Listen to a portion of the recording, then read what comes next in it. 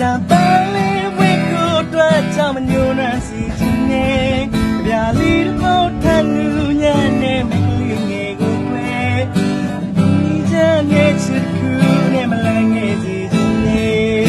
လာချင်မနဲ့အောင်လာမကလေးရွှေရန်သောရွှေကောစောခင်